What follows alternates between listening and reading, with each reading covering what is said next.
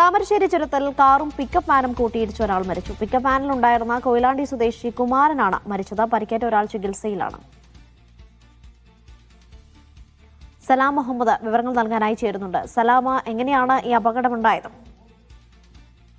അനീഷ, ഇന്ന് വൈകിട്ട് 3:30 അപകടം ഉണ്ടായത്. താമരശ്ശേരി ചുരത്തിൽ ഈ പച്ചക്കറി കയറ്റി വന്നിരുന്ന പിക്കപ്പ് വാന് 5-6 വളവുകൾക്കിടയിൽ വെച്ച് മറ്റൊരു കാറുമായി ആദ്യം കൂട്ടിയിടിച്ച് പിന്നീട് ഈ ചുരത്തിലേക്ക് മറിയുകയായിരുന്നു. ചുരത്തിന്റെ സംരക്ഷണ ഭിത്തിയിൽ അവിടെയാണ് സംരക്ഷണ ഭിത്തിയിൽ ഇടിച്ചു നിൽക്കുകയായിരുന്നു. അതിലാണ് ഈ പിക്കപ്പ് വാനിലുണ്ടായിരുന്ന 2 പേർക്ക് ഗുരുതരമായി പരിക്കേൽക്കുകയും ഒരാൾ ഇപ്പോൾ അല്പസമയം മുമ്പ് മരണപ്പെടുകയും ചെയ്തത്. കൊയിലാണ്ടി സ്വദേശിയായിട്ടുള്ള കുമാരൻ എന്നയാളാണ് മരണപ്പെട്ടത്. 60 വയസ്സായിരുന്നു. കൊയിലാണ്ടിയിൽ വ്യാപാരം നടത്തുന്ന ആളാണ്.